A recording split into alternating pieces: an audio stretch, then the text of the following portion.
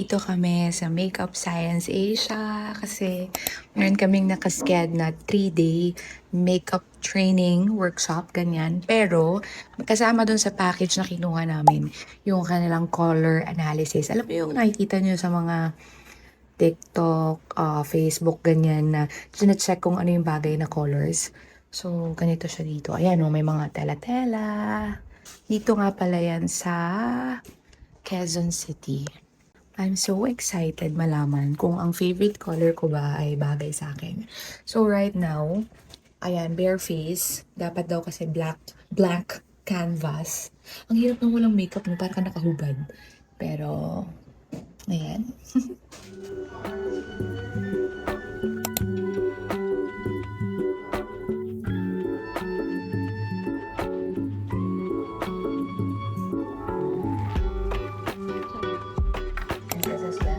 And I have a digital marketing agency. Matanggap din ako ng laban sa Sige. So, na gagawin is to figure out first your undertone. So, when we say undertone, this is the temperature that your skin tone emits from underneath. Yun yung tinatawag natin na warm. This is what silver looks like. And this is what gold looks like. What's your take, coaches? What are you? Silver? Well, a lot of people actually cannot wear black. Rich and deep. Rich green. Yes. Deep rich brown. Yeah. Looks okay. Doesn't clash so much with your skin. If we go warmer and brighter, ito yung parang medyo hindi. Your under eye super dark. Look a little tired. This one is nicer. Mustard. Mustard is a warm color. In fact, when you find out your season, it's gonna be your season forever. There are just several fake. That's the observation. Hindi mo siya pwedeng isagad ng sobrang bright. Yun. Nasa mid-bright. Pero pag nag-makeup, ganun pa din. Well, oo. Not unless papalitan mo yung kulay ng combination. Okay. Like, yan. Mas maaliwalas ng konti. So without the dark brows, this is also gonna look okay. If we go muted, okay. Styles herself, she just does a monochrome outfit. Si Dark Autumn, pasok ka kay Dark Autumn kung sobrang deep mo. Pero sa nakikita namin kanina, hindi. Diba? Nabibitin ka. Like I said, hindi natin siya pwedeng isagad. Content, makikita natin kung ano yung nilalaman ng book. So, this style book is your Bible in terms of fashion, jewelries, and makeup, hair color. So, hindi naman ibig sabihin na kailangan mo siya suotin na yan, yung colors na yan. So, ikaw sa color palette mo, pwede kang pumili ng mga colors na mas, mas confident ka. Ayoko na lang! Mid-bright. Mid-bright. Hello! So, tapos na yung color analysis at ngayon, makeup naman. So, wala pa rin akong makeup at ganyan yung itsura ko.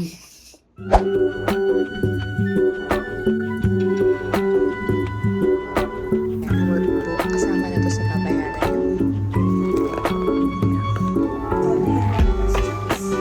Ganyan din ako. Ang ginagawa natin kapag ganyan,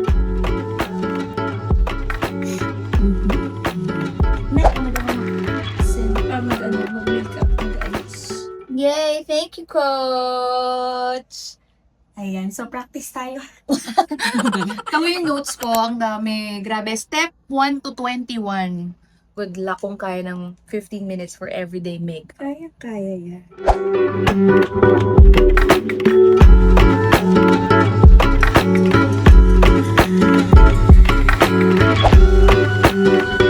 Yay! I'm done!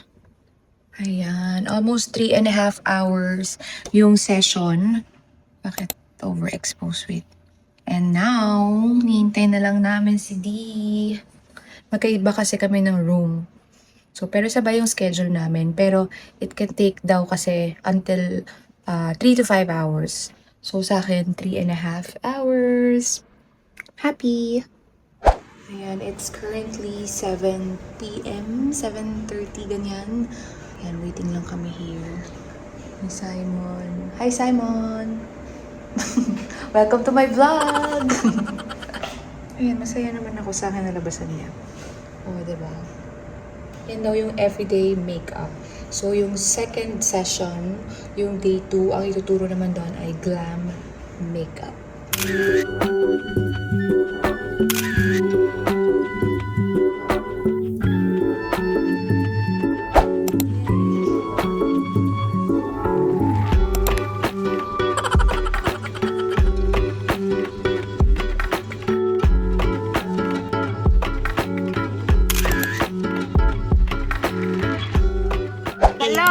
Wala akong mic, pero after 5 hours, gutom na kami. Kaya nandito kami sa Mr. Kebab. Grabe, parang reminiscing our working, ano bang tawag natin dyan? Prod days. Ayan, kasi dito to sa may West Ave.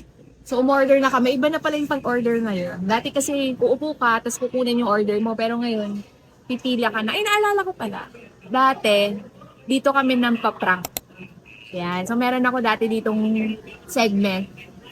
Kunwari, ako dito, waitress. Nasa lapit ako, sabihin ko dun sa tao na may order na, can I take your order? Tapos, kukunin ko yung order nila. Yung mismo food. Tapos, lipat ko sa kabilang table, tapos kakain ako doon. Yuck! Ayun lang.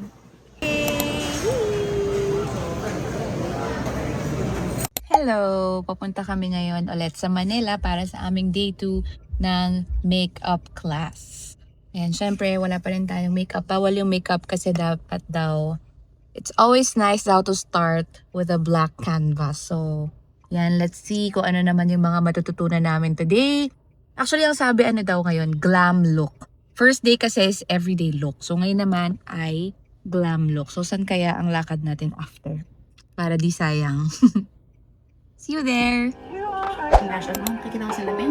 Ito yung blush on mo. So, ang placement ni Rika ito. Hanggang dyan lang. Wag-abot sa line, wag-abot sa loob. Ito lang. Dire-dire. Gaganda ka. Ang ganda. Kung basang shimmer na. Si Coach Jimmy. Hello! Welcome to my vlog. Malapit na ako matapos. Lips na lang yung wala. Pero so happy with my glam look. Okay, continue pa tayo. Sabilang tayo.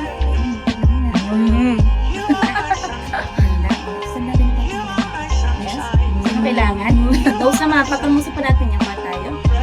Tapos na nga dahil sa nose. Look. Kuha pa. Angat na konti. Yung lip. Ayan, I'm done. So, ito yung soft glam look. Kailan ko kaya ma-apply ito? Pero sabi, parang ito na nga rin yung kung gusto kong magpakasal. Wow, ulit. Pero parang ito na yun eh. Pag special events talaga, especially kung gabi siguro. Or indoor. Ayun, ganyan siya.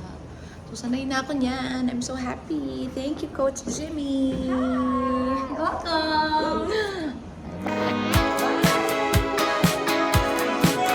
Alay, sa talaga mo mang babies? 34. Oh, diba? Kailan na? Bagets ko. Bagets na. Ay, Ito maganda ka. bagets yun.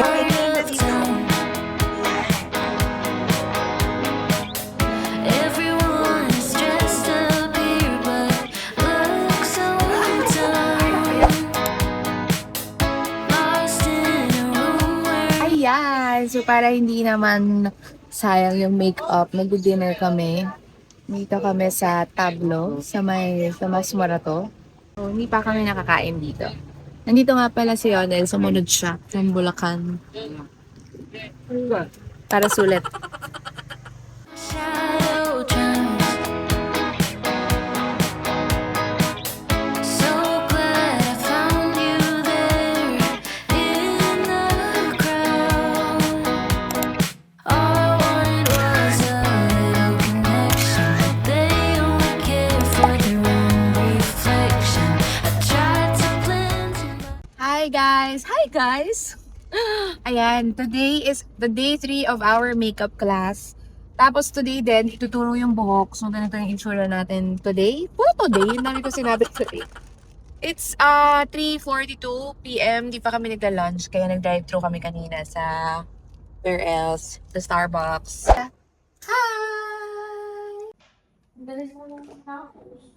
Yay! So, I'm done. This is my final look. Medyo nag-struggle lang talaga ako sa hair. Nahirapan talaga ako. Ang hirap kasi i-style ng short hair, but here it is. And ganda naman siya pag mas malayo. I'm happy. Diba? Pwede na ako umatan ng wedding yan.